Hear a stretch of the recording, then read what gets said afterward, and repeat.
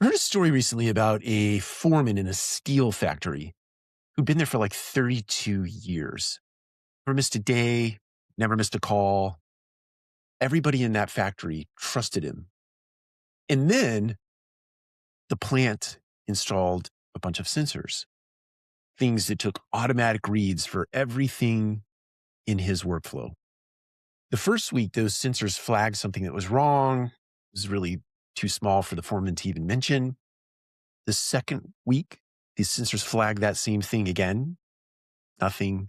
The third week, the pattern was absolutely undeniable. Now, the foreman wasn't wrong necessarily for not reporting what the sensor was saying. He was just in a habit. In that steel plant, habit can look a lot like expertise right up until it doesn't. That's actually the fear that's running through every single conference room in the multifamily industry. Let's just say broad industry at large. The fear is not that AI will necessarily replace us. The fear is, what is AI going to reveal about our inefficiencies and, or dare I say, ineffectiveness? Hi, I'm Mike Brewer, and this is the Intelligence Fabric, a podcast about how intelligence really shows up in the multifamily space. Are you ready to pull another thread?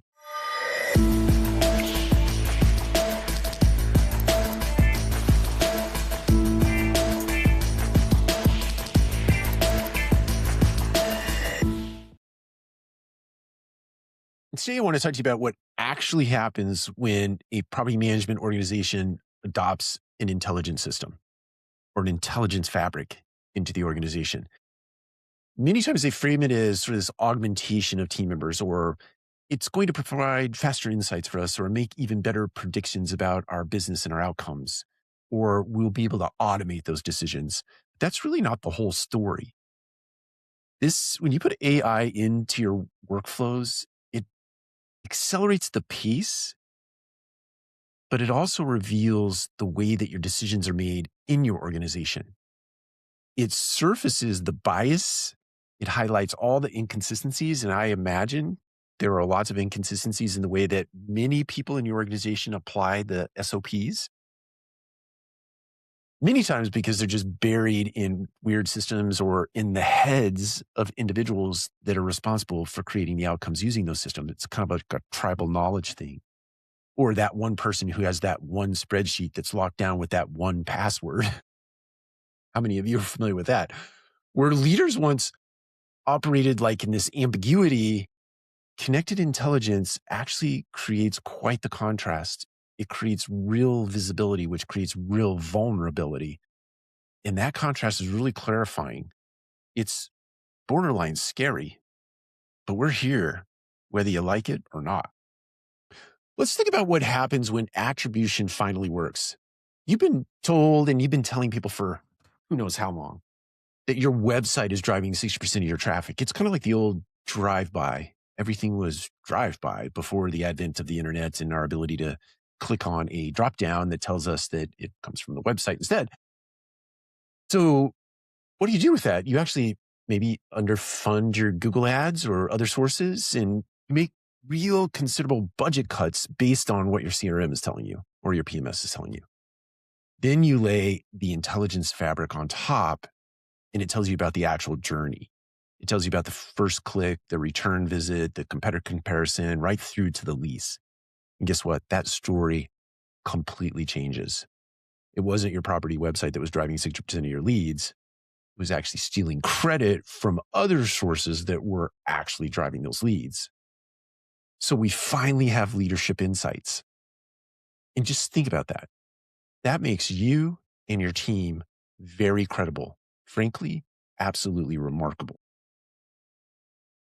Just don't think about this as like an attack on your authority when you finally get this kind of visibility in your system. Think about the confidence that you will have as a leader and your team will have when they walk in a room to report results. Now, you have to decide what to do with those answers.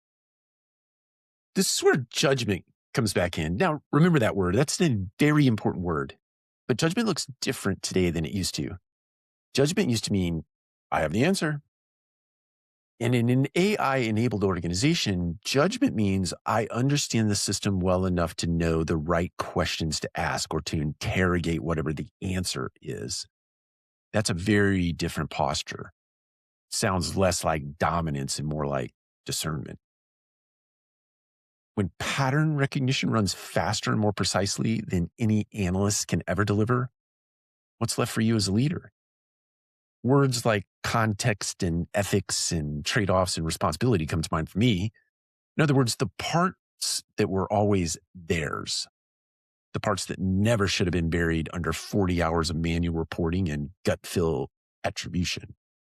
The intelligence system refines human judgment, or worse, it exposes its absence. All right, let's get back to that foreman. He didn't lose his job when the sensors went in. He became more valuable because he wasn't just managing from memory anymore. He was managing with evidence. He could see the whole plant and not just the floor that he'd walked for 32 years. But it did require something of him. It required him to let go of certainty that was never really certainty. It's just comfort, habit. That's the ask on the table for every single multifamily leader out there right now. Not how do we use AI, but are we prepared for what AI will reveal about the way we think, about the way our organization thinks or organizations? Because the sensors, the fabric, the intelligence, it's going in right now. The data is starting to connect and the patterns are starting to emerge. And clarity, real clarity, demands growth on every level. That's the intelligence fabric for today. If something here resonates, pay attention. I'll see you in the next episode where I'll pull on another thread in multifamily. Thank you for watching.